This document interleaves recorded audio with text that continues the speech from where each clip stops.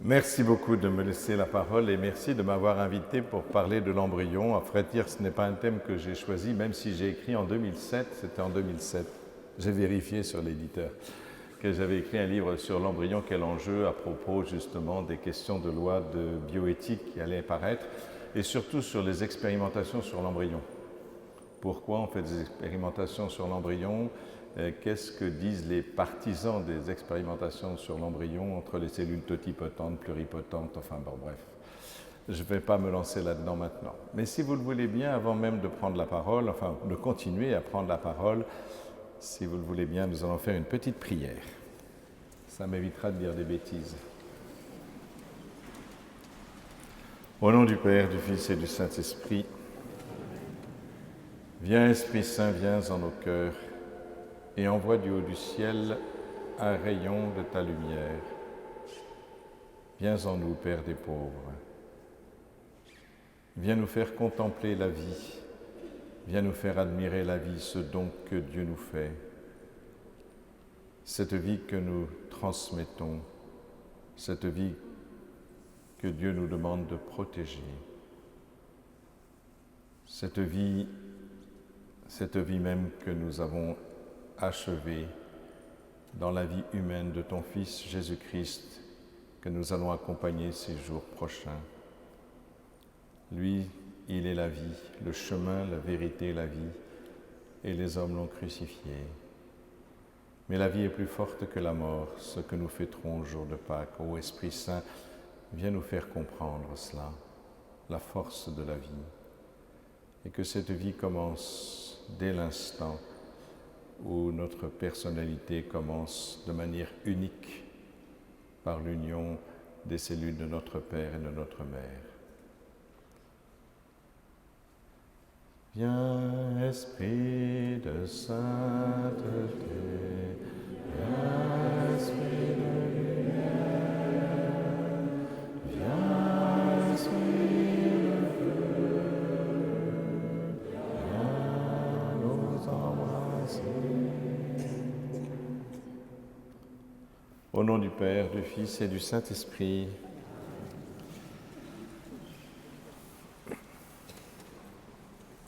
Voilà, on m'a demandé de parler de l'embryon, c'est-à-dire de parler de vous, parce que vous le fûtes, chers amis, quel que soit votre âge. J'ai fêté mon anniversaire il y a 3 jours, eh bien, il y a un moment où je n'ai pas fêté mon anniversaire comme un embryon, parce qu'en fait, on fait toujours l'anniversaire de la naissance.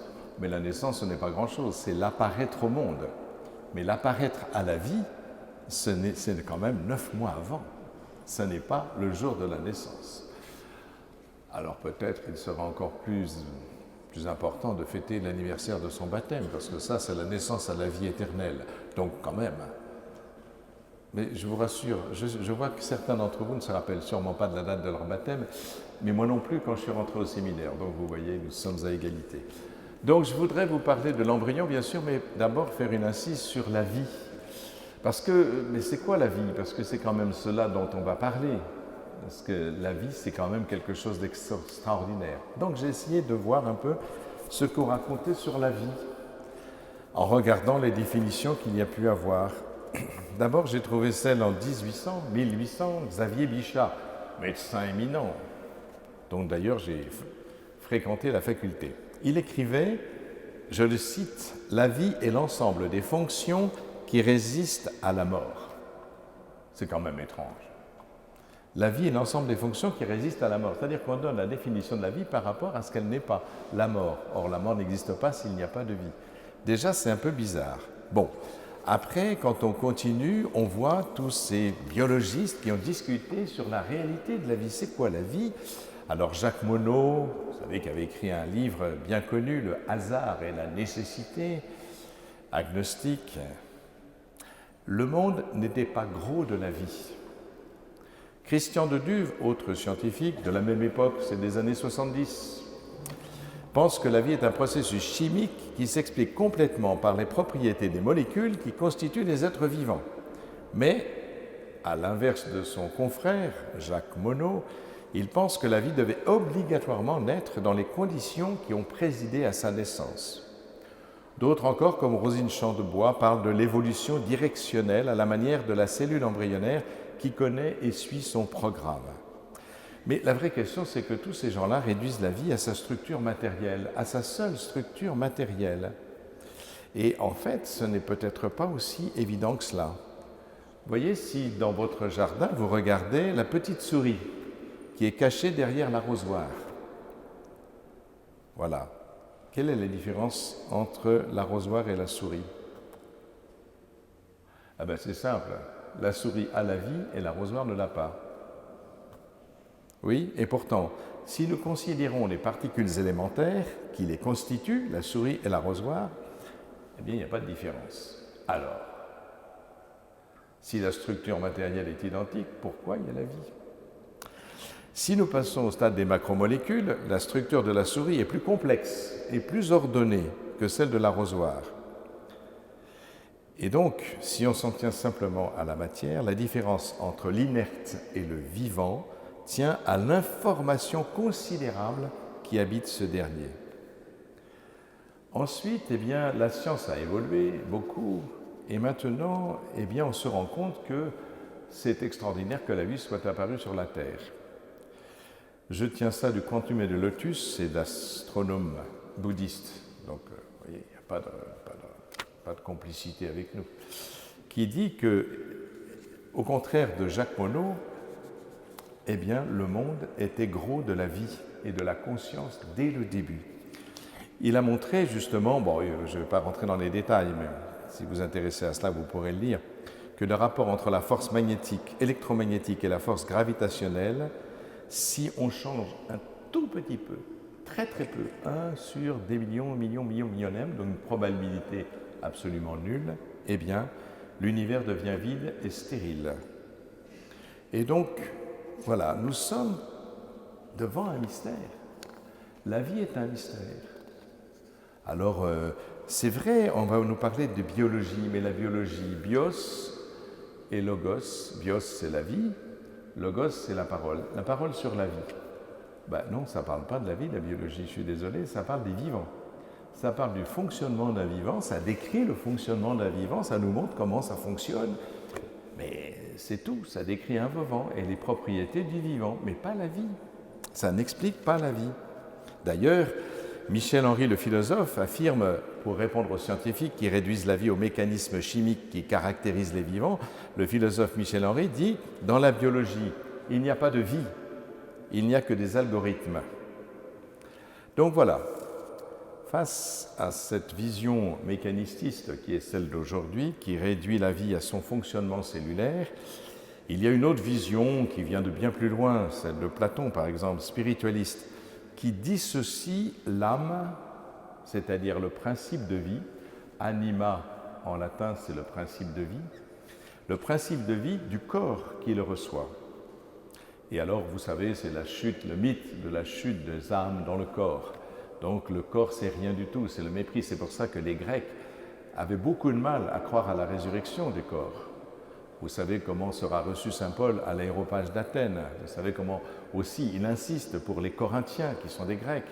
Il y a tout un chapitre, chapitre 15 de l'Épître aux Corinthiens, qui explique que si le Christ n'est pas ressuscité, mais votre foi ne mène à rien, c'est nul, ça ne sert à rien. Enfin, votre foi est vaine. Voilà ce qu'il précise. Donc voilà, c'est vraiment cela. Alors ça, c'est la vision spiritualiste, c'est-à-dire que l'homme n'est qu'un être spirituel, le corps, c'est l'erreur par laquelle l'âme spirituelle est tombée dans le corps. Voilà, et évidemment, ces deux attitudes réduisent la totalité de l'homme, c'est-à-dire le corps et l'esprit, pour nous, et de constat, sont indissociablement liés.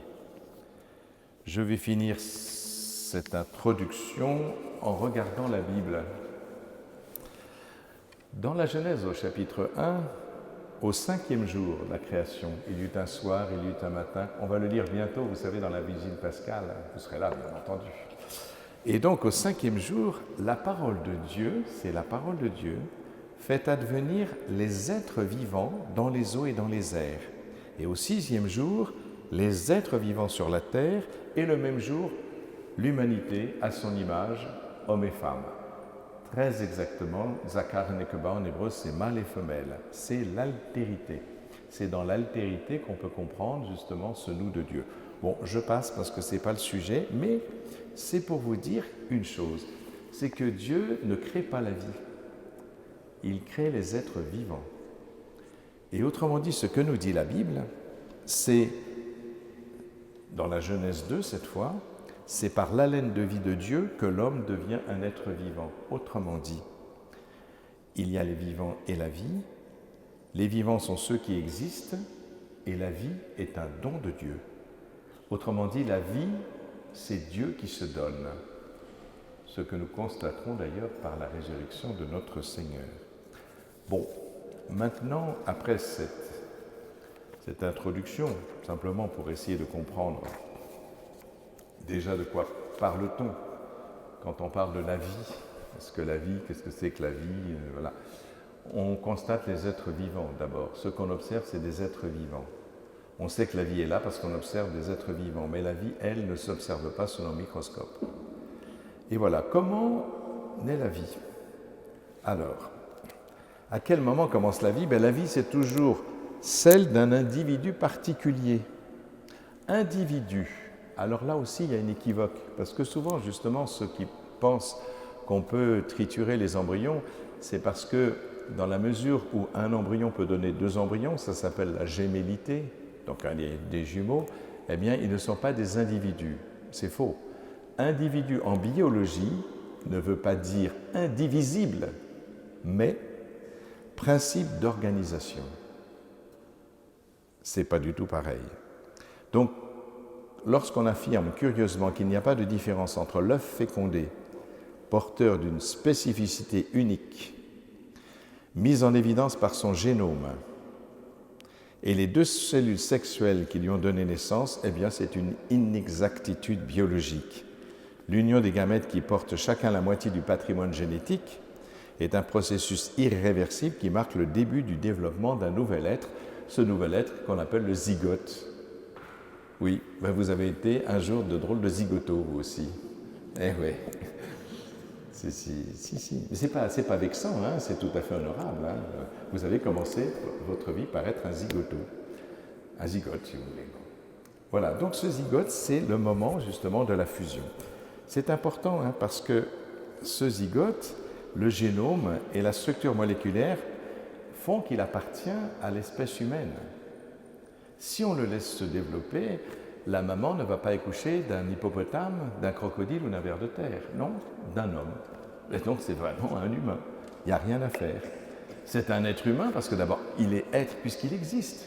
Il est là, il existe, on peut même l'observer. C'est un être puisqu'il existe et il est humain parce qu'il a toutes les caractéristiques de l'humanité. Ce n'est pas autre chose qu'un être humain.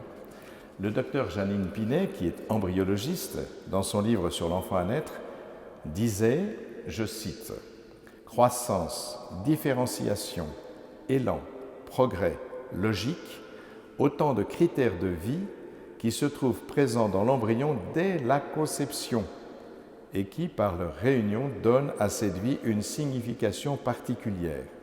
Point. L'embryon est d'emblée bien vivant. » Fin de citation. Donc la vie commence vraiment avec la fécondation, c'est-à-dire par l'union des 2 cellules sexuelles, des gamètes, donc l'ovule et le spermatozoïde, mais tout ça vous le savez bien sûr. Donc ces cellules sont importantes, mais vous savez que déjà chacune d'elles est condamnée par l'apoptose. L'apoptose, c'est le vieillissement inexorable des cellules et l'élimination. Elles sont vouées à une mort rapide, puisque en fait, si la fécondation n'a pas lieu, la durée de vie d'un ovule, c'est à peu près 24 heures, et celle du spermatozoïde, c'est au mieux 6 jours, si c'est un malabar, mais sinon, la plupart du temps, 48 heures, après la pénétration dans les trompes. Donc, il s'agit de cellules incomplètes, puisqu'elles ne possèdent que la moitié du patrimoine génétique. Par contre, leur rencontre donne lieu à une nouvelle vie et va provoquer chez le zygote ainsi formé un développement considérable, multiplication cellulaire qui ne s'arrêtera qu'à la mort du nouveau sujet existant. Donc, la fécondation, en général, vers le milieu du cycle féminin, 14e jour, et là, dès que ça a lieu, va commencer, donc les deux noyaux incomplets ne fusionnent qu'après avoir décomposé. Ça, c'est des détails biologiques, je vous les passe. Donc, une fois qu'on a le zygote, les chromosomes ont été associés, la cellule commence à se diviser à l'intérieur d'une zone qu'on appelle la zone pellucide. Ainsi commence la vie. Et la vie commence toujours par une multiplication de cellules. Les 5 premiers jours de la vie, c'est important que je vous le dise parce que c'est sur ces 5 premiers jours qu'on dit qu'on peut utiliser nos embryons pour faire des expériences. Donc ils sont importants ces 5 premiers jours, c'est ceux qui précèdent la nidation, c'est-à-dire le moment où l'œuf va se mettre dans la muqueuse utérine. Sinon, il est fécondé dans le tiers supérieur de la trompe, puis il va se balader. Il va arriver jusqu'à la muqueuse utérine pour s'implanter, pour se nider. Alors voilà, tant que l'embryon n'est pas implanté dans la muqueuse, des fois on lui refuse toute qualité personnelle. Parce que pour les tenants de cette conception, la personne, comme nous le verrons plus loin, j'en parlerai ailleurs, est considérée uniquement comme un être de relation et qui ne serait effective que par la nidation. C'est-à-dire que l'embryon sera en relation avec sa mère quand il est nidé dans la muqueuse utérine. C'est ce qu'ils disent. Or, ça c'était peut-être ce qu'on pouvait dire, mais maintenant on ne peut plus le dire parce que les recherches récentes montrent que l'embryon envoie dès le début de la fécondation des signaux biochimiques à sa mère et sa mère sait les reconnaître. Pas avec sa tête, bien sûr, elle ne sait même pas qu'elle est enceinte, mais son corps sait les reconnaître. Et donc il y a bien une relation interpersonnelle, entre guillemets, au moins interbiologique. Et donc il y a bien quelque chose qui se passe. Et l'embryon sur le plan biologique est un individu humain doué d'une information génétique propre. Il n'est ni son père ni sa mère, mais un être original issu des deux à la fois. C'est-à-dire que, c'est difficile de dire c'est mon corps. Non, c'est pas, non. Biologiquement, c'est pas son corps. Alors, on ne sait toujours pas pourquoi. Vous savez, les corps étrangers sont toujours chassés immédiatement par le corps. Sauf dans ce cas. Et on ne sait pas exactement expliquer pourquoi l'embryon n'est pas rejeté par le corps de la mère, ce qui devrait être le cas normalement, puisque c'est un corps étranger différent de la mère. Bon, on ne va pas rentrer dans ces détails, mais c'est quand même intéressant. Donc, à partir de cette première division, l'œuf continue de se diviser très vite en progressant le long de la trompe. Il se divise en cellules, 2, 4, 8, etc. Je crois qu'il y a un professeur de mathématiques ici, donc il faut que je fasse attention à, comment ça s'appelle, une progression géométrique, enfin je ne sais plus. Je ne vais pas me lancer là-dedans parce que je vais me retrouver avec un 0 comme autrefois. Non, ce n'est pas la peine. Donc voilà, donc jusqu'à 16. Alors 16, ça ressemble à une petite mûre. Alors ça ne grossit pas, ça se multiplie à l'intérieur d'un espace confiné. Confiné, ça vous dit quelque chose? Sauf qu'on ne sait pas multiplier, nous, dans l'espace confiné. Enfin bref, donc vous avez un espace confiné qui s'appelle la zone pellucide, et dedans ça se multiplie jusqu'à 16. Ça s'appelle la morula, parce que ça ressemble à une petite mûre en latin. Donc morula, la petite mûre. Donc voilà, au 5e jour, nous sommes à la division de 16, puis... Alors, cette division, c'est une programmation sous une influence d'un facteur d'activation, le zygote genome activation, enfin peu importe, et on arrive à 64 cellules au 5e jour. Et c'est là vraiment que ça ressemble à une petite mûre. Et à ce moment-là, eh bien, il va y avoir une synthèse cytoplasmique et l'embryon va augmenter de volume.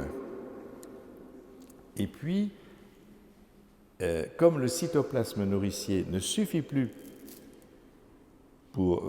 le cytoplasme nourricier est fourni par l'ovule. La couche pellucide qui entoure l'embryon se rompt pour que l'embryon s'organise sous une nouvelle structure qui s'appelle le blastocyste. Ne prenez pas de notes, ça n'a pas d'intérêt. C'est simplement pour vous montrer comment ça évolue. Il y a bien un programme. Et c'est pour ça, si vous voulez, que quand on parle de l'embryon comme un amas de cellules, mais c'est une ineptie. Vous prenez des cellules, vous les mettez en culture, vous obtenez des cellules identiques, c'est tout. Là, il y a un programme intérieur, vous voyez? C'est tout à fait différent un amas de cellules avec un embryon qui n'est pas un amas de cellules, même quand il y a 16 et 64 cellules, puisqu'il y a un programme intérieur intrinsèque à l'embryon. C'est lui-même qui a son programme, alors que les cellules reçoivent leur programme de l'extérieur. Et donc, il n'y a rien à voir entre un embryon et un amas de cellules, déjà. Quand on dit que c'est un amas de cellules pour pouvoir s'en débarrasser, enfin, ou faire des expériences. Donc, à partir même d'avant, il y a un passage de ce qu'on appelle, ça c'est important pour les chercheurs qui veulent utiliser les cellules souches, un passage de la totipotence. Ça veut dire que toutes les cellules embryonnaires peuvent donner n'importe quel type de cellule. Prenez n'importe laquelle et peut donner n'importe quelle de ces. C'est intéressant évidemment pour soigner. Mais ceci dit, si on fait ça, l'embryon il meurt. Donc c'est la question quand même éthique qui se pose derrière. Sachant d'ailleurs qu'elles ont une telle puissance de reproduction qu'on a essayé de faire par exemple sur les Parkinson, mais ça a donné des tératocarcinomes, forcément, c'est-à-dire des cancers embryonnaires de la tête. Et forcément, vous mettez une cellule qui a une puissance de reproduction comme cela, pour remplacer les cellules déficientes justement dans le Parkinson, jusqu'à présent, ça n'a pas donné de résultat. Sinon, des résultats très néfastes. Mais c'est un peu normal.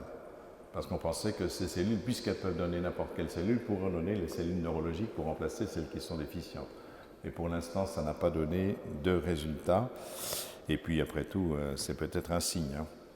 Après, il y a la pluripotence. C'est, après 16 cellules, c'est simplement, chaque cellule peut donner plusieurs types de tissus cellulaires, mais pas tous. Donc la différence entre totipotence, n'importe quelle cellule pourra donner n'importe quel type de cellule plus tard, et la pluripotence, c'est plusieurs, mais pas tous. Bon, je passe parce que sinon... Alors après l'anidation, il va y avoir la transformation de l'œuf qui est transformé par ses propres gènes.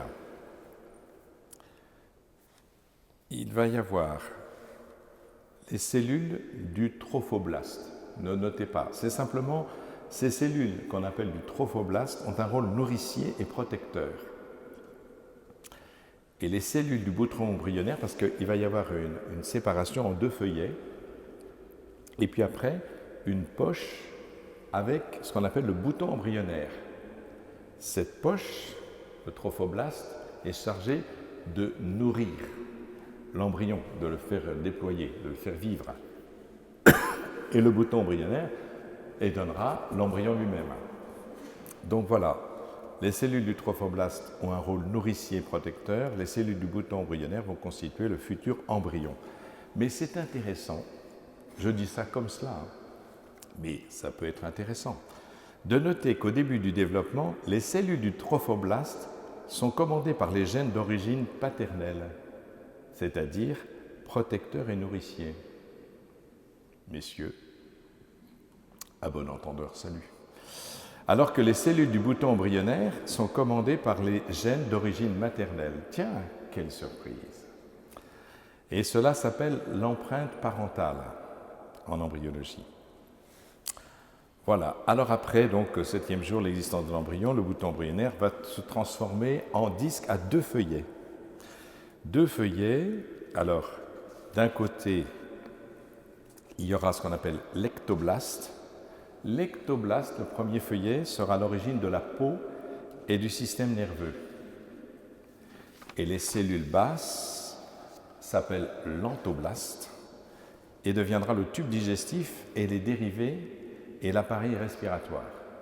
Extraordinaire, quand on voit ça, on se dit comment c'est possible. Mais c'est vraiment miraculeux. On devrait être émerveillé, je ne sais pas, c'est incroyable, magnifique. Comment on n'est pas émerveillé de cela? Enfin bref, nous sommes arrivés à la 3e semaine d'existence de ce petit être, donc 14e jour et 15e jour que l'embryon va se différencier. Il va se différencier de l'extraordinaire puisqu'en 2 semaines, il va passer de la structure à deux feuillets, comme je vous ai dit, ectoblaste, entoblaste, qui va donner les organes dont je vous parle, à une composition complexe où tous les types de cellules et les ébauches, les organes essentiels seront présentes. Il y aura un troisième feuillet à ce moment-là, et le troisième feuillet, donc ectoblaste, endoblaste, qu'est-ce qui reste? Mésoblaste, au milieu. Mésoblaste, qui sera l'origine du tissu conjonctif, des os, des muscles, du système circulatoire et des reins. Tout est en place.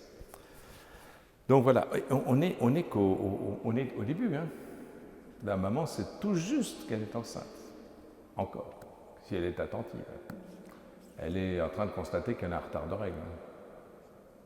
Ben oui, 14e jour du cycle, là, c'est les premiers jours, elle se dit tiens, j'ai pas de règles, mais elle ne sait pas encore qu'elle est enceinte. Et donc il y a déjà tout ça. Tout ça est déjà là. À partir du premier feuillet primitif appelé ectoblaste, l'embryon connaît une transformation dès le 18e jour et du 23e au 26e jour, il possède un cerveau à 3 vésicules, une cupule optique, une placode auditive et une placode olfactive. À partir du mésoblaste va apparaître le tube cardiaque. Le tube cardiaque, c'est au 18e jour de l'existence de ce... Donc la maman vient tout juste de constater son retard de règles. Le tube cardiaque et les premiers battements du tube cardiaque le 22e jour. Extraordinaire. Donc après, les premiers somites, c'est les futures vertèbres, apparaissent le 18e jour. Au 24e jour, apparaissent les bourgeons des membres supérieurs. Là, c'est un peu plus que des bourgeons. J'essaie de singer. Alors, ensuite, donc on est à 3 semaines. L'entoblaste va pouvoir donner dès le 24e jour un début de cavité buccale avec larynx, des bourgeons respiratoires, un bourgeon hépatique et même une dilatation de l'estomac. Il est temps. Parce que c'est pas le tout, mais... Alors, à la 4e semaine de grossesse, alors que la femme sait qu'elle est enceinte depuis peu, tout est déjà en place pour le développement de l'embryon.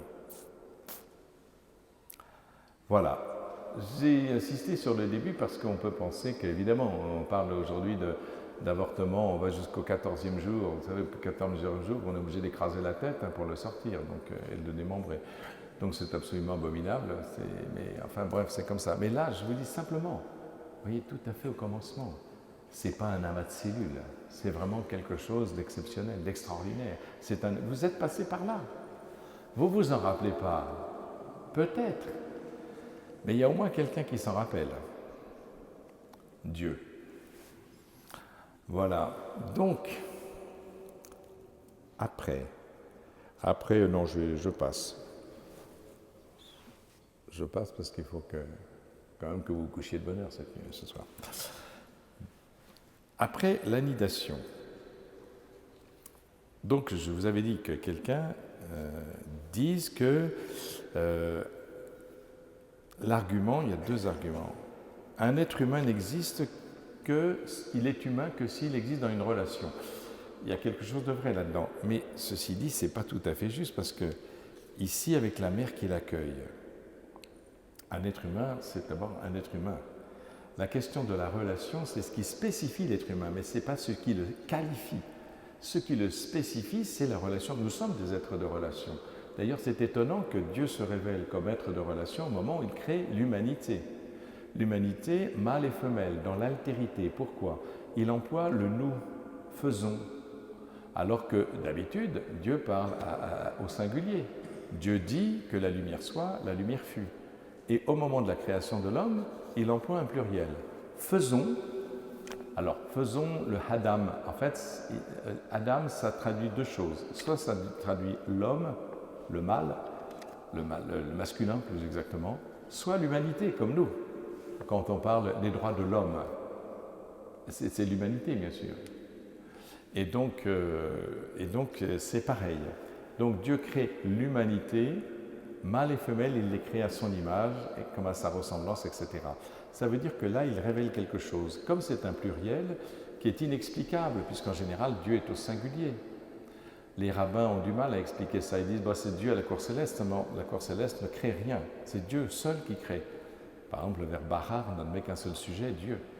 Et donc, alors ça nous fait comprendre qu'en Dieu, il est unique, certes, mais il n'est pas solitaire. Autrement dit, en Dieu, il y a une relation. Cette relation, nous la connaissons, Père, Fils et Saint-Esprit, une relation d'amour qui manifeste chacune des personnes. J'y reviendrai peut-être tout à l'heure si j'ai le temps. Et voilà, donc, créer dans l'altérité, mâle et femelle, parce que cette altérité permet justement la communion. Chaque personne divine est distincte pour entrer en communion. Ce n'est pas la fusion, c'est la communion. Eh bien, pareil pour l'humanité. Si je dis ça, c'est parce que, pour combattre l'argument en disant qu'un être humain n'existe que dans une relation. Oui, l'être humain est une relation. Martin Buber, le philosophe, dit par exemple que la conscience de soi, la capacité de dire « je », de prendre conscience de soi, n'existe que dans le « tu ». Et expérimentalement, c'est vrai. Un petit bébé, avant qu'il se reconnaisse dans la glace, ça sera 18 mois. Et pourtant, il a conscience de soi. Ben, dans le regard de sa maman, tout simplement. Sa maman qui le regarde en l'aimant lui fait comprendre qu'il existe. La conscience de soi naît dans le regard d'autre. C'est ce fameux « je » et le « tu ». Le « je » n'existe que par rapport au « tu », c'est-à-dire que l'homme est fondamentalement un être de relation. Bon, ça, je passe. Mais ça ne veut pas dire que parce que l'être humain a une spécificité, c'est d'être un être en relation, ce n'est pas ce qui le qualifie. Ce qui le qualifie d'être humain, c'est qu'il existe et qu'il a tous les caractères de l'humanité. C'est-à-dire que celui-là ne sera jamais un hippopotame, un ver de terre ou je ne sais pas, tout ce que vous voudrez. Et même un singe savant. Donc voilà. Et puis le deuxième argument, c'est le fait qu'il y a un nombre important d'embryons non implantés qui sont éliminés spontanément avant la nidation. Ça, c'est vrai. Et donc, ils disent, il n'a pas commencé sa vie tant qu'il n'est pas nidé, puisqu'il y en a quelques-uns, pas mal même, qui sont éliminés avant de s'implanter. D'accord, ok. D'abord, sur la première affination, on sait qu'il existe déjà des échanges biochimiques et moléculaires qui démontrent une relation, au moins chimique, entre la mère et l'enfant, avant l'implantation. Mais aussi, l'autre argument, c'est ridicule. Ce n'est pas parce que les statistiques montrent qu'il y a un grand nombre de morts sur la route que tous ceux qui vont prendre leur voiture doivent être considérés comme morts. Parce que sinon, là, on serait tous obligés de prendre le TGV. Bon, enfin voilà. Après, la question qui va se poser, c'est mais qu'est-ce que l'homme? Parce que c'est quand même la question, on parlait d'être humain. Il y a aujourd'hui deux visions anthropologiques qui sont sur la place. Quand j'ai été prêtre, je me suis dit, il faut que j'aille me former. Donc je me suis inscrit à un diplôme universitaire à la faculté de médecine de Créteil. J'aurais pu passer une licence de théologie morale, mais après, c'est crédible dans l'Église, mais ce n'est pas crédible ailleurs. Donc je m'étais passé un DU, un diplôme universitaire d'éthique médicale à Créteil. Évidemment, quand le type m'a vu avec mon col romain, il a dit « Oh là là, mais qu'est-ce que je... » J'ai dit « Mais je suis médecin aussi. » Alors évidemment, les médecins, vous le savez, j'espère qu'il n'y en a pas trop ici, c'est une caste. Et donc, dans une caste, on se protège. Donc tout de suite, il m'a accueilli. Et après, il m'a permis, une fois que j'avais passé le diplôme, de donner un enseignement dans la faculté de médecine pour les étudiants, pour les médecins, pour les sages-femmes, etc., sur éthique et religion pendant, je ne sais pas, 4 ou 5 ans, 6 ans, je ne sais plus. Enfin voilà. Donc, pourquoi je vous dis ça? C'est parce que j'ai appris leur vision. Comment sont formés les médecins aujourd'hui? Ils ont la vision kantienne. C'est la philosophie de Kant. Vous savez, Kant, il sépare les choses entre hétéronomie et autonomie. Nomos, en grec, c'est la loi. Hétéro, c'est autre. Auto, c'est soi-même. Donc, hétéronomie, c'est une loi qui vient de l'extérieur. Bien. Autonomie, c'est une loi qu'on se donne à soi-même. Et la vision kantienne, c'est celle-là. C'est-à-dire, l'homme est une volonté autonome. On qualifie ce choix d'éthique d'autonomie. Dans l'Église, on appelle ça la morale de l'autonomie. Malheureusement, elle fleurit dans quelques facultés, dont je ne donnerai pas le nom, rassurez-vous. Donc, c'est se donner à soi-même sa propre loi. Mais quel est le critère? C'est-à-dire que l'agir humain ne dépend de rien ni de personne. On voit ce que ça peut donner quand la nature nous est confiée. C'est l'impératif catégorique qui est une contrainte choisie à laquelle l'homme ne peut se plier que s'il lui attribue assez de valeur et que celle-ci puisse avoir une valeur universelle. Donc, pour Kant, la valeur absolue, c'est l'homme lui-même qui est une fin en soi. L'intéressant, c'est comme ça qu'on forme les médecins, puisque c'est l'enseignement que j'ai reçu. Après, il y a une autre vision qui est plus ancienne, plus classique, qui montre que l'homme fait partie d'un tout. Par exemple, Aristote, le philosophe grec, situe l'homme dans un ensemble cosmique harmonisé dont la finalité est le bien, considéré comme la valeur absolue. Et donc l'homme doit se conformer au bien. Et là, il s'agit d'une hétéronomie, puisqu'il s'agit de se comporter par rapport à un ensemble qui nous préexiste. Ensuite, eh bien, il y a l'écologie. L'écologie, le grand penseur de l'écologie, c'est l'allemand Hans Jonas, dans le principe responsabilité. Et voilà, il nous dit que l'homme doit respecter les lois de la nature pour bien vivre. Ce qu'il dit, je le cite, « Agis de façon que les effets de ton action soient compatibles avec la permanence d'une vie authentiquement humaine sur Terre. » Donc, là aussi, nous sommes dans une hétéronomie. L'homme ne peut pas se donner sa propre loi sans considérer justement ce qui l'entoure. Enfin, la religion, qui met l'homme face à Dieu, en relation avec Dieu, et qui le soumet à une volonté supérieure. Alors, c'est la loi. C'est la loi, oui, c'est la loi, c'est par exemple le décalogue, ou c'est toutes les lois d'ailleurs qui peuvent exister dans les différentes religions. Le Coran, c'est une suite de lois aussi. Et donc le Lévitique, le décalogue, etc. Mais c'est une loi inscrite sur les tables de pierre, c'est-à-dire extérieure à l'homme. Donc il faut que l'homme y soit contraint. Mais vous le savez, les prophètes avaient dit, Dieu avait dit par ses prophètes, Ézéchiel, Jérémie, « Ma loi, je l'inscrirai sur leur cœur. » C'est-à-dire que ce n'est pas une loi extérieure à l'homme, c'est une loi qui deviendra dans le cœur. C'est-à-dire c'est un choix conscient. C'est l'amour. C'est-à-dire qu'on agit par amour et non pas par contrainte extérieure.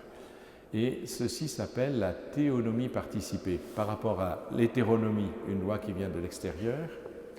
L'autonomie, l'homme se donne à soi-même sa propre loi. C'est ce qui fait le lit de la pensée d'aujourd'hui. Et puis la théonomie participée, donc théos c'est Dieu, une loi qui vient de Dieu, mais participée, c'est-à-dire qui s'adresse à la liberté de l'homme et que l'homme doit choisir. On a cet exemple, par exemple, même dans l'Ancien Testament, avec le fameux décalogue, le chapitre 30, où Dieu met devant Moïse, voilà, je mets devant toi le bonheur et le malheur, je mets devant toi la vie et la mort, tu choisiras la vie. Vous voyez, en hébreu c'est un impératif, mais un impératif qui s'adresse à une liberté. C'est-à-dire que ce choix, c'est un choix capital. C'est le choix mortifère ou le choix de la vie. Et nous en sommes un peu là. Donc du coup, à partir de ce que je viens de vous dire, on arrive à deux visions, perceptions de l'humanité qui sont différentes. Une vision relativiste, c'est-à-dire dans celle-ci, l'homme détermine lui-même le bien et le mal en fonction des nécessités rencontrées, qui vont générer des lois différentes suivant les cultures et suivant les époques. On le voit bien. Si les lois qu'on a fait aujourd'hui, on remontait dans les années 50, elles seraient scandaleuses. Et donc, on voit, on adapte les lois en fonction des circonstances et des besoins. Il n'y a pas de bien ou de mal en soi, c'est ça que je veux dire. Il n'y a pas de mal objectif, il n'y a pas de bien objectif. Et c'est ça qu'on appelle le relativisme. Alors, est-ce que c'est cela qu'on suggère dans la Bible quand on dit que l'homme et la femme s'emparent du fruit de l'arbre du bien, de la connaissance du bien et du mal, c'est-à-dire de sa propriété eux-mêmes, de savoir ce qui est bien ou ce qui est mal, et de le déterminer par eux-mêmes. Alors que l'arbre de vie, entre parenthèses, était présent. Vous savez ce qu'est l'arbre de vie? Dans toutes les cosmogonies, alors le premier mot paradis, ça se retrouve chez les Perses. Pairei Deisa, ça veut dire le paradis, c'est le jardin des dieux. Il y a l'Olympe, etc. Toujours, il y a un arbre de vie, comme dans la Bible. Mais l'arbre de vie n'est accessible qu'aux dieux. L'arbre de vie, évidemment, c'est l'immortalité. Seuls les dieux sont immortels. Eh bien, dans la Bible, le Gan Elohim, ce qu'on appelle le paradis, qu'on traduit par le paradis, eh bien, le jardin de Dieu, l'homme est présent et il a accès à l'arbre de vie, c'est-à-dire à l'éternité. Tant qu'il est dans l'intimité de Dieu, c'est parce qu'il perdra cette intimité qu'il va retrouver sa condition mortelle, c'est-à-dire l'apoptose, comme je disais tout à l'heure. Mais voilà, là, c'est l'arbre de vie. Donc ça, c'est le relativisme. Du coup, et on est dans les débats actuels. Puisque la vérité du bien qui oriente l'acte bon n'est pas accessible de manière certaine et univoque, le seul moyen de déterminer le bien, c'est ce qu'on appelle la procédure.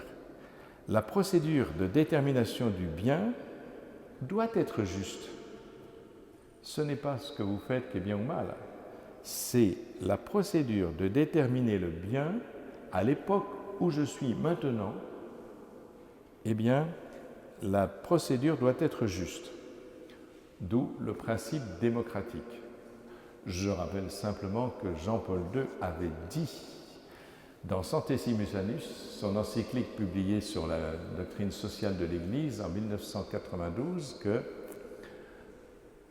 il dit que l'Église apprécie la démocratie, etc., mais une démocratie sans valeur conduit à un totalitarisme sournois et déclaré, comme le montre l'histoire.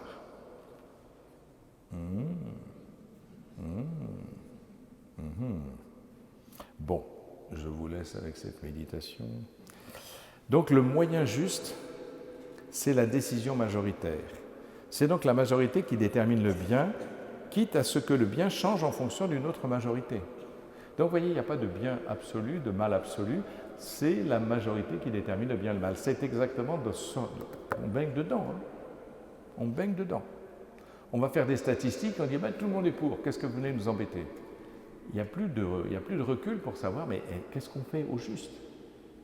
Qu'est-ce qu'on fait au juste? Est-ce que l'acte que je pose est vraiment un acte bon ou mauvais en soi, et non pas parce qu'une majorité le détermine? Ça s'appelle l'éthique procédurale.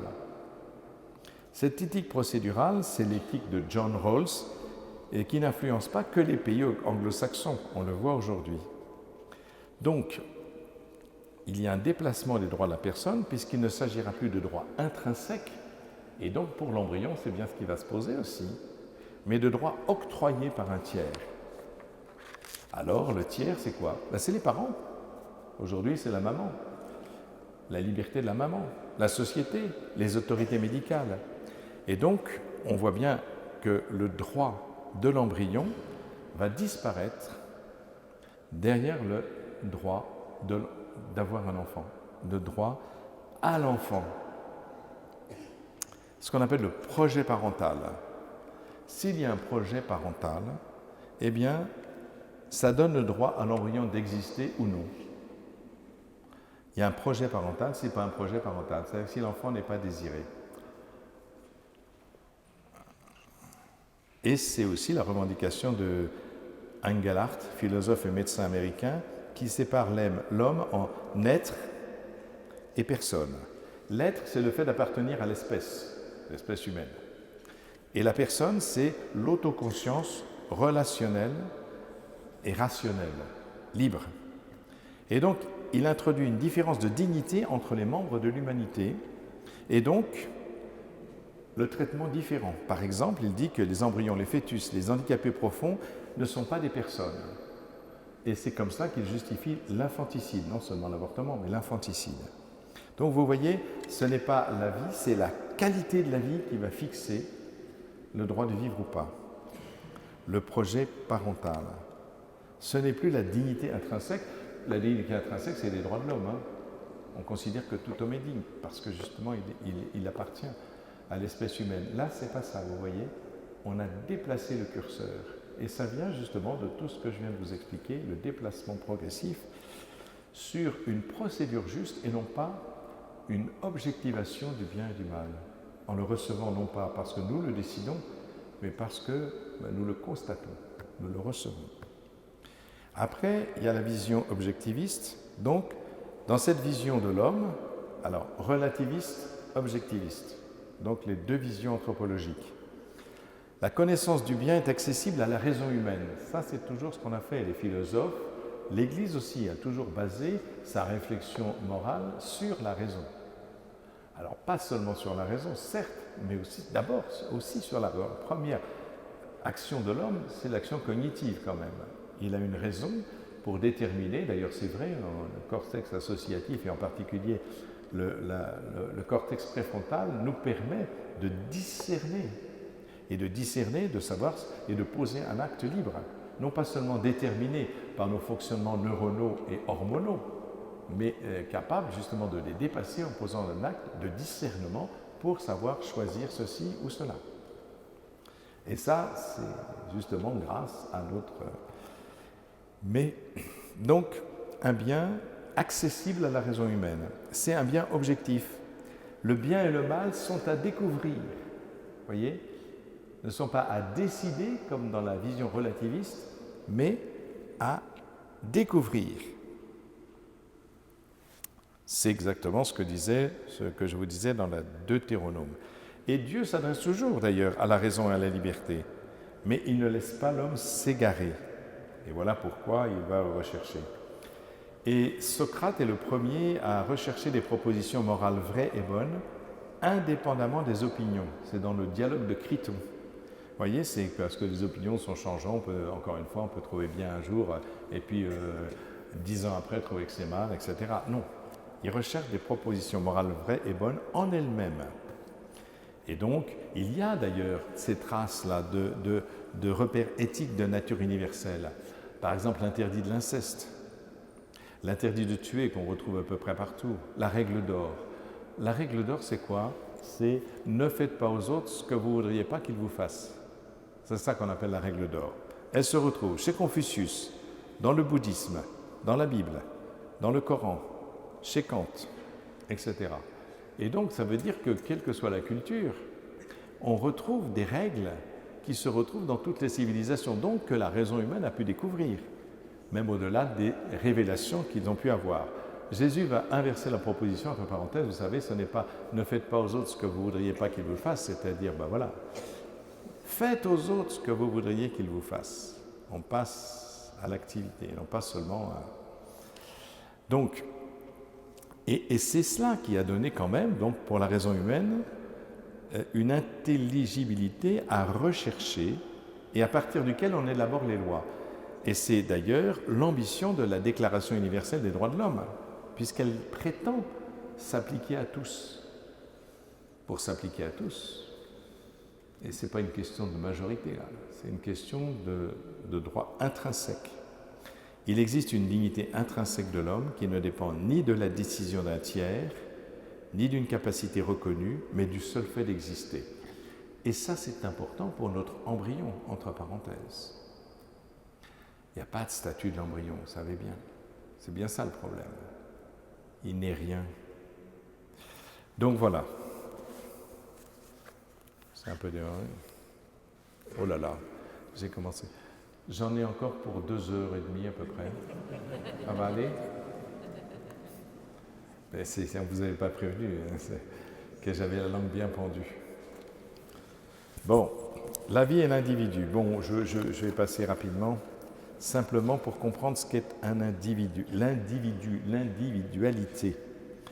C'est un problème philosophique qu'il nous faut aborder parce qu'il faut distinguer entre la somme et le tout. Par exemple, la somme sera un tas informe de briques et le tout, la maison composée de ce tas de briques. Un exemple qui m'est cher, quelle est la différence entre un tas de pierre et une cathédrale? Un tas de pierre, c'est une somme et la cathédrale, c'est un tout. C'est-à-dire, il y a dans le tout quelque chose de plus que dans la somme.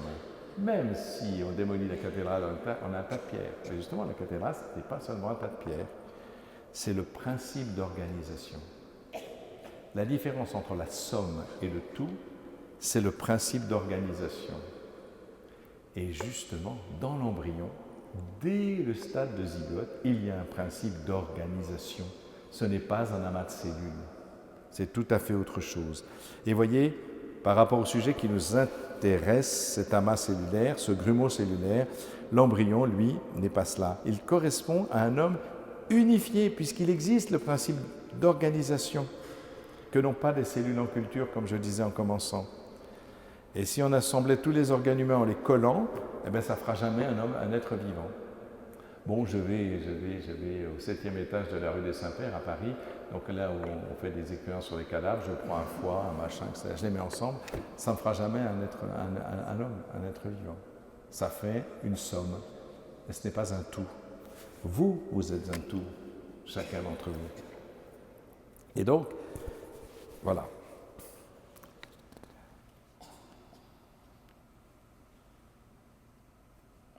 Alors, l'émergence, on parlait de l'émergence. On appelle le phénomène d'émergence l'association de deux éléments qui donnent un nouvel être avec des propriétés que ne possédaient pas les deux éléments d'origine. L'exemple simple pour vous faire comprendre. Vous avez un gaz, vous prenez un gaz, l'hydrogène.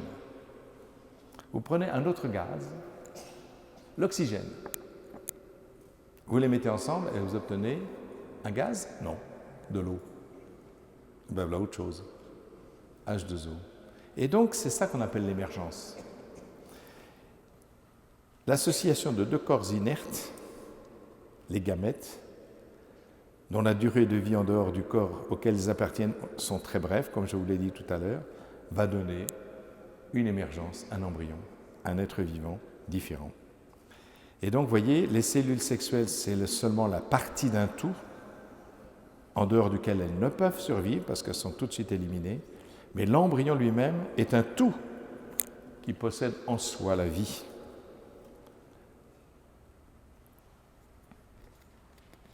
Voilà, qui possède la vie propre et qui s'y développe bien au-delà du potentiel de vie de chacune. Alors on nous dit, mais tant qu'il est dans la mer, il dépend de la mer. Ben oui, il dépend de la mer. Il dépend de la mer surtout pour l'oxygène et pour la nourriture, hein, parce que c'est vrai que la seule chose qui se passe à la naissance, il n'y a pas grand-chose, hein, c'est juste l'oxygène. Parce qu'on coupe le cordon. On pourrait laisser tomber le placenta tout seul, hein, mais enfin ça prend un certain temps. Donc j'ai fait quelques accouchements dans ma vie, donc tac, on coupe le cordon. Il faut qu'il respire. Ah ben oui, parce que la maman fournit l'oxygène, mais il n'en a plus. On lui tape un peu sur les fesses, c'est pas une agression, hein, je dis tout, c'est simplement pour qu'il gueule. Donc quand il va crier, il fait ça, et hop, c'est parti. Magnifique. Alors mais tout fonctionne depuis longtemps. Le cœur fonctionne, les reins fonctionnent, tout fonctionne. Tout fonctionne. Tout fonctionne, il n'y a que ça, il y a la respiration. D'ailleurs c'est étonnant parce qu'avec l'histoire de Palma, vous savez, c'est ça qu'on a regardé. Est-ce que l'enfant a respiré? S'il a respiré, c'est un homicide involontaire ou volontaire, je ne sais pas, peu importe. S'il n'a pas respiré, ben c'est rien. Ah, c'est extraordinaire. C'est exactement le truc. C'est invraisemblable. Qui c'est qui dit qu'on marche sur la tête, là? J'ai entendu ça il n'y a pas longtemps. Peut-être ici aussi. Je vis dans un village à la campagne, vous savez, ils ont retourné toutes les pancartes. Donc je vis avec des gens qui sortent de l'enfer. Et tous les paysans ont retourné les pancartes, hein, pour dire qu'on marche sur la tête. Mais vous voyez, il n'y a pas qu'à la campagne qu'on marche sur la tête. Hein. Enfin bref. Voilà. Donc l'embryon est un tout qui possède la vie. Après, je vais parler de la personne. La personne, oui, c'est quoi la personne? Vous savez que, parce que la question c'est est-ce que l'embryon est une personne? C'est la question, on a dit que c'était un être humain, oui, mais c'est une personne. C'est pas une personne, et il n'a droit à rien. Mais c'est quoi une personne? Alors ce mot est compliqué parce qu'au départ, c'était un masque chez les Étrusques qui s'appelait Persu, parce que c'était la déesse Perséphone. Les Étrusques avaient une déesse Perséphone, et pour aller faire le rite, au lieu de, comme moi, de mettre une mitre sur la tête, eh ben, ils se mettaient un masque sur la tronche, et ça s'appelait Persu. Donc les Romains ont repris ça, et ils ont appelé ça, non pas Persu, mais Persona. Pourquoi? Parce que c'était le masque du théâtre. Vous avez ça si vous lisez les bandes dessinées, Alix, etc. Astérix, je ne crois pas, mais j'ai vu ça dans Alix. Le masque avec une grosse bouche comme ça, parce que c'est un haut-parleur. C'est personare. Personare, c'est parler à travers. Et donc, personare, pour se faire entendre. parce qu'il n'y avait pas de haut-parleur, il n'y avait pas de micro, et donc pour parler, pour faire du théâtre, comme je fais en ce moment, là vous voyez, il fallait un masque persona. Et du coup, c'est venu le rôle que l'on joue dans la société. Et des Romains, donc, pouvaient avoir plusieurs personnes. On pouvait être agriculteur et sénateur. Et donc, on avait plusieurs rôles, et donc plusieurs personnes. Alors là, dites donc, c'est un peu sec. C'est les chrétiens qui ont tout changé. Le christianisme va bouleverser la conception du mot personne. D'abord parce que, dès le départ, et on voit ça dans Matthieu, dans les Corinthiens, etc., on prend la formule trinitaire au nom du Père, du Fils et du Saint-Esprit. Ah oui. Ah oui. Le Père, c'est qui par rapport au Fils, etc. Donc on ne savait pas comment qualifier le Père, le Fils et l'Esprit Saint. Et on a repris ce terme de personne pour signifier justement la relation entre le Père et le Fils. Nul ne connaît le Père si ce n'est le Fils, nul ne connaît le Fils si ce n'est le Père, dans l'Esprit, c'est-à-dire l'amour même qui les unit. Cet amour n'est pas un sentiment, mais une personne, justement, c'est-à-dire une entité personnelle. Thomas d'Aquin emploiera le mot de relation substantielle. C'est la relation qui fait la personne, c'est ça. C'est la relation qui fait en Dieu, en Dieu.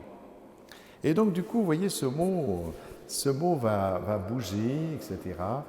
Et la personne deviendra, à cause des chrétiens, assez vite, hein, parce que le prêtre romain Hippolyte, 176-136, va commencer à prendre cela. Le concile de Chalcédoine aussi prendra le mot de personne en 451, etc. La personne devient le propre de la relation divine. Cette relation, c'est l'amour entre les personnes divines. Ce qui distingue les personnes en Dieu, c'est la relation d'amour qu'elles entretiennent. Et c'est pour ça que Thomas d'Aquin définira la personne divine comme une relation subsistante. Mais alors, la personne, c'est quoi, nous, la personne humaine? Ah ben, la personne humaine, ça va être réfléchi. D'abord, le premier à réfléchir vraiment, c'est le philosophe latin Boès, qui vivait à cheval sur le 5e et le 6e siècle après Jésus-Christ. Il va donner sa définition de la personne humaine. Écoutez bien, accrochez-vous. Substance individuelle de nature rationnelle. Substance, ce qui se tient dessous, c'est-à-dire l'être profond. Individuel, qui n'appartient qu'à celui-là, de nature rationnelle, c'est-à-dire capable d'intelligence, c'est-à-dire d'extraire l'intelligible du sensible, pour reprendre les termes philosophiques.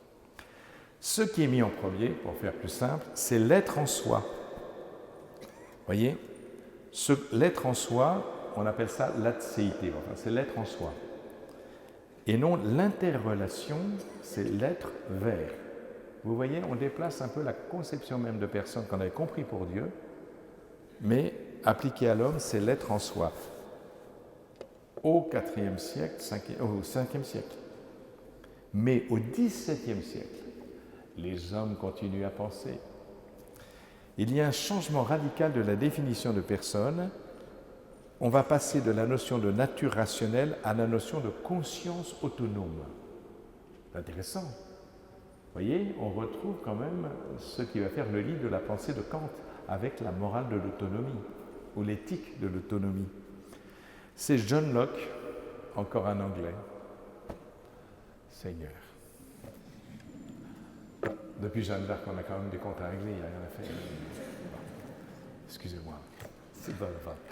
Bon, John Locke, c'était donc 1632-1704, va définir la personne comme l'être intelligent et pensant, doué de raison et de réflexion, conscient de son identité et de sa permanence dans le temps et dans l'espace. En France, il y aura Descartes dans les méditations métaphysiques et les discours de la méthode, qui va définir la personne à travers le moi. Je connus, dit-il, que j'étais une substance dont toute l'essence ou la nature n'est que de pensée et qui pour être n'a besoin d'aucun lien ni ne dépend d'aucune chose matérielle. Donc, l'humanité, à partir de là, devient un ensemble d'individus fondamentalement indépendants.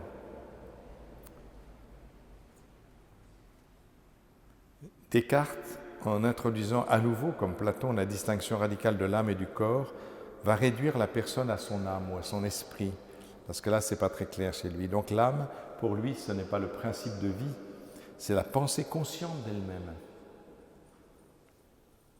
Et donc, on comprend maintenant l'évolution de la pensée contemporaine. Pour Engels, par exemple, le véritable moi autonome et conscient peut utiliser son corps comme il l'entend. Et donc, le corps devient un objet. Le corps n'est plus sujet. C'est Gabriel Marcel qui disait « Je suis mon corps ». Mais dans la pensée anglo-saxonne, mais même aujourd'hui partout, c'est « j'ai un corps ». C'est pas du tout pareil. C'est pas du tout pareil. Et ça explique les problèmes d'aujourd'hui. Et ce à quoi on se heurte, même dans la pensée, de pouvoir concevoir justement comment considérer l'embryon autrement que celui à qui on permet de vivre ou non.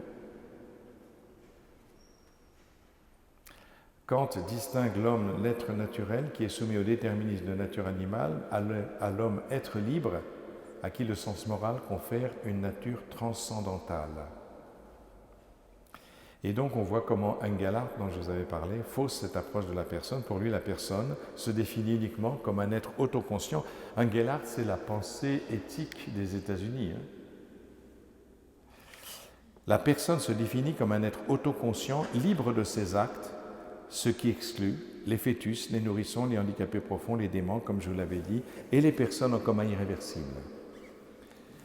Pour lui, la personne n'est plus une substance individuelle, mais un ensemble de qualités plaquées sur une matière biologique. Ben oui.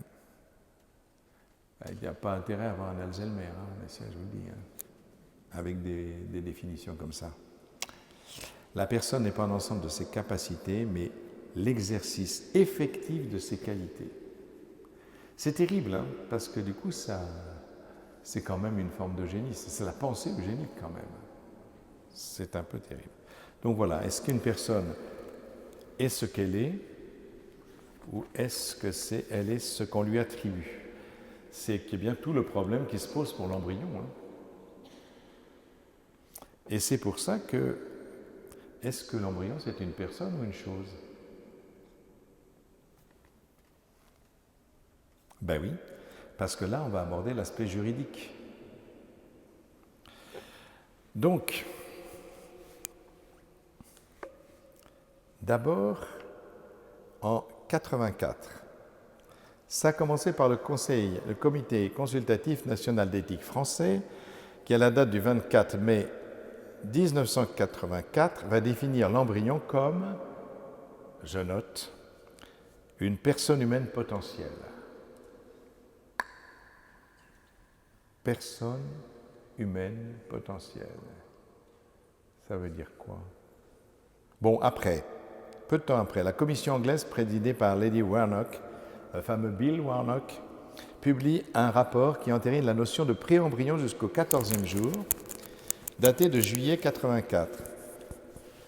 Et alors, sur des considérations anatomiques, la formation de la gouttière primitive. C'est un choix arbitraire, en fait, qui ne correspond pas à un fait scientifique déterminant, puisque le continuum est toujours là. Mais voilà, c'est comme ça, ce qui permet d'ailleurs aux Anglais de faire des expériences sur tous les embryons jusqu'au 14e jour. Voilà. Et donc, on privilégie le phénotype. Le phénotype, c'est les caractères visibles par rapport au génotype, c'est-à-dire l'ensemble des facteurs héréditaires qui constituent l'individu. Le phénotype, le génotype, vous avez peut-être entendu parler de ça, mais enfin, le phénotype, c'est les caractères visibles. Et donc, du coup, le critère anthropomorphique donné par la commission anglaise est insuffisant pour qualifier l'embryon. Car c'est bien le programme génétique de cet individu qui permet l'apparition des caractères particuliers. Si on le laisse tranquille, cet embryon, il va devenir ce qu'il doit devenir. Et on voit bien, parce que le problème de l'Angleterre, c'est qu'ils sont sur la common law, c'est-à-dire la loi commune, une loi consensuelle.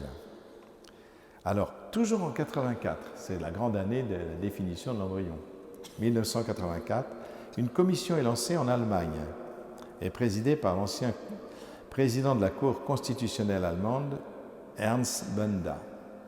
Benda, donc, ses conclusions vont différer tellement de la position anglaise. Il reconnaît que l'embryon est déjà protégé par le principe de dignité, mais aussi par le droit constitutionnel au libre épanouissement de sa personnalité. Vous voyez, ça n'a plus rien à voir. Les Allemands sont très en avance sur le plan éthique, même par rapport à nous. D'ailleurs, il y a beaucoup moins d'avortements chez eux, paradoxalement.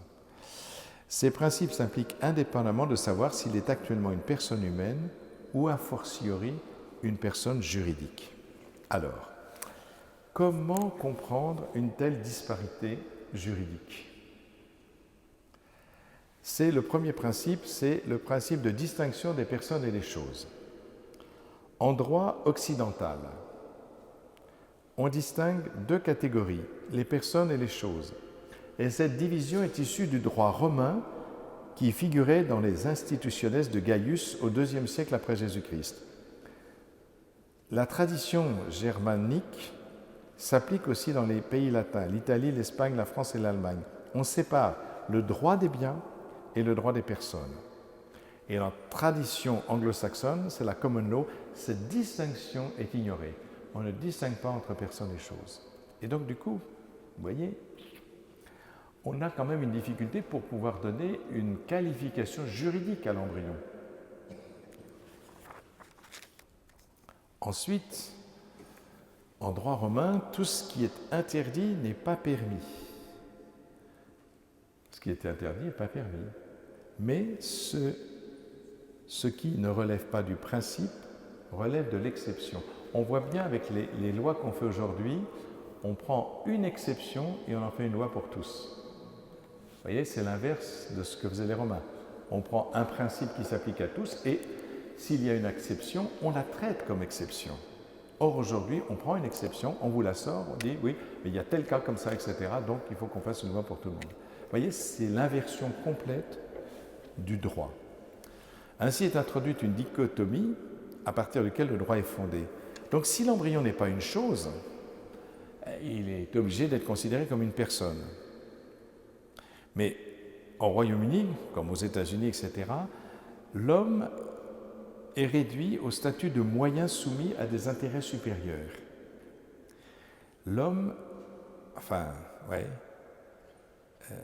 est un instrument utile.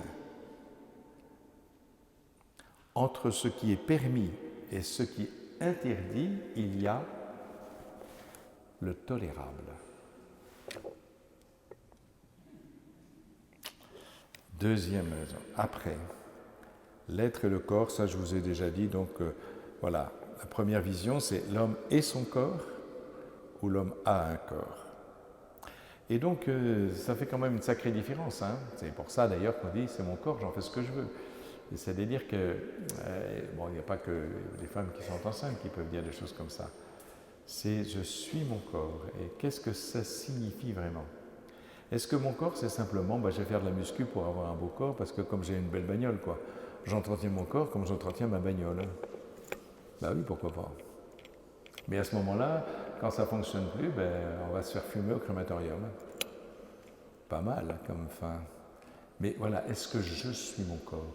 Nous croyons, bien sûr, avec la résurrection de Jésus, et nous croyons à la résurrection des corps, c'est ce que nous disons. Et donc, nous pensons que nous sommes ce corps. Et que même si l'âme spirituelle, dans sa dimension spirituelle, va rejoindre Dieu, qui la connaît et qu'elle connaît, le corps, lui, devra rejoindre, au retour du Christ, c'est ce que nous croyons, le corps qui nous a constitués et qui a fait que cette âme, c'est votre âme à vous. Et votre âme, elle est constituée de ce que vous avez vécu. J'avais l'année dernière une assistante qui était tétraplégique de naissance. Depuis, elle est toujours comme ça. Et elle était remarquable d'ailleurs. Elle m'a laissé parce qu'elle est en train de fonder une entreprise. Maintenant, elle en avait déjà fait une. Elle est incroyable, incroyable. Une énergie paralysée depuis l'enfance. J'ai jamais vu quelqu'un qui aimait autant la vie et qui avait une force, une énergie absolument fantastique. Elle vient d'écrire un livre qui s'appelle « Ceci est mon corps ». Un jour, je faisais une émission de radio avec elle, et puis on devait parler de la résurrection. Quelqu'un posait une question à la résurrection. Bon, on commence à discuter avant l'émission. Et puis elle me regarde dans les yeux, elle me dit, et moi, comment je vais ressusciter? Ah, je n'avais pas prévu ça. Me faites pas ce coup-là tout à l'heure. J'ai dit, avec un corps glorieux, c'est ce que dit, voilà, vous ne serez pas prisonnier de votre corps. Je dis, je ne suis pas d'accord. Ah bon? Non, non, moi j'ai toujours vécu assise, je veux ressusciter assise. Eh bien oui, c'est vrai. Elle n'a connu que cela et toutes ses relations, ses affections, tout ce qui a fait qu'elle est ce qu'elle est, une femme admirable par ailleurs, elle a vécu comme ça. C'est pas effacé d'un tour de main. Non, bien sûr, elle ne sera pas prisonnière de son corps, elle ne subira pas les souffrances de ce corps. Mais tout ce qu'il a constitué en tant que personne, dans son âme, dans son esprit, dans son corps, a été quand même façonné par cela. Et si elle est une personne remarquable, c'est parce qu'elle a vécu cela comme ça. Et donc j'ai compris ce qu'elle voulait dire. Mais c'est vrai aussi pour chacun d'entre nous. Nous sommes ce corps. Et donc quelque part, vous voyez, c'est important de comprendre par rapport à l'embryon, personne, chose, est-ce que cet embryon, voilà, même si ce n'est pas une chose, qu'est-ce que c'est ce corps? Et quel est ce corps qui vient dans un autre corps? Est-ce qu'on peut en disposer? Est-ce que peut disposer du corps de quelqu'un? Bien. Bon, j'avais un petit truc sur la personne potentielle pour montrer l'inanité de ce qu'a dit le Conseil, qui permet d'ailleurs de décider rien du tout, parce que l'embryon n'a aucune protection juridique. Personne potentielle, franchement, personne humaine potentielle, ça ne veut rien dire. Ça dépend si potentiel c'est un terme de physique, mais là je ne vais pas m'aventurer là-dedans, parce qu'il y a un professeur de mathématiques qui est en train de me regarder, et c'est un terme aussi de philosophie, la personne potentielle, la personne en acte. Mais bon, ce n'est pas le cas. Je voulais finir sur une méditation sur le psaume 139, mais je ne vois que j'ai plus le temps. Simplement, rappelez-vous, dedans, il y a « Mon embryon, tes yeux le voyaient ». Ça veut dire que même avant ma mère, quelqu'un me connaissait à ce stade de zygote. C'est Dieu. Quelle chance. J'arrête.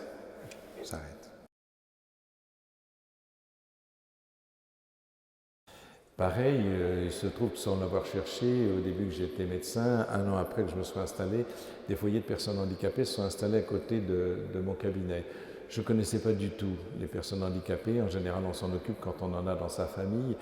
Moi, ce n'était pas mon cas. Et ils m'ont demandé si j'acceptais de les soigner. Je l'ai fait, bien sûr. Et j'ai vu, mais combien c'était extraordinaire, ces personnes. La joie. Cette joie, quand on voit un simple exemple. Un jour, je prends les trains de banlieue à Paris. Vous ne connaissez peut-être pas les trains de banlieue à Paris, mais alors c'est un peu sinistre. Un jour, il faisait gris, il neigeait, enfin, vous voyez, tout le monde faisait la tronche. À ce moment-là, il n'y avait pas de smartphone encore. Donc là, ils ne font plus la tronche, ils sont dedans. Donc, bref, tout le monde faisait la tronche. Il y avait un jeune trisomique qui était là, 16 ans à peu près. « Wow, super, il neige, ouais, formidable !» Monsieur à côté du strapontin, comme notre ami Alain, en me montrant le jeune homme. « C'est triste, hein ?» Ah, je dis, monsieur, je ne sais pas qui est triste ici, dans ce wagon, mais c'est sûrement pas lui. Donc, ces personnes à qui on dénie la faculté d'humanité, eh bien, je dis que non, elles ont un rôle essentiel. Vous voyez, dans le village où je suis, on accueille des gens, ceux qui sortent de prison, de la rue, de la drogue, de l'alcool, enfin de l'enfer, quoi. Eh bien, quand je fais venir ma filleule trisomique, qui est une de mes anciennes patientes, ça change complètement l'ambiance. Il faut dire, ils se reconstruisent, il y a une ambiance formidable dans cette maison, mais je pense que, non, on ne peut pas dire qu'ils n'ont pas l'humanité, ça c'est pas vrai. Après, je ne sais pas, je pourrais citer des tas d'exemples, je veux dire, je ne vais pas théoriser, je pense qu'il ne faut pas théoriser, il faut vivre quelque chose. Et c'est pour ça d'ailleurs que je vis ce que je vis, justement pour éviter de faire que de la théorie, de vivre vraiment quelque chose. Et non, franchement, on ne peut pas dire que quelqu'un ait perdu sa dignité humaine, parce qu'il nous révélera toujours quelque chose, une autre expérience. On avait emmené des groupes de jeunes les plus brillants de Paris, vous voyez, qui ont fait les grandes écoles, tout ça. Alors, très beau pèlerinage, très intellectuel, tout ce qu'il faut, tout ce qu'il faut. Alors évidemment, dans ces cas-là, ces jeunes gens si beaux, si brillants, si jeunes, c'est inévitable, ils se comparent. Est-ce que c'est toi qui as fait la meilleure école? Suis-je la plus belle, etc. Bon. L'année suivante, on a emmené 10 personnes handicapées avec eux, sur le groupe de 50-60. 10 personnes handicapées avec toutes sortes de handicaps. Handicap mental, genre trisomie, handicap moteur, etc. Ça a complètement changé l'ambiance. Une ambiance magnifique, de joie, d'attention, de délicatesse. Non, qu'on ne me dise pas que ces personnes-là ne peuvent pas vivre, ne sont pas dignes de vivre. Elles nous apprennent ce qu'il y a de meilleur dans l'homme. Voilà, alors ce n'est pas une théorie, mais c'est simplement une expérience.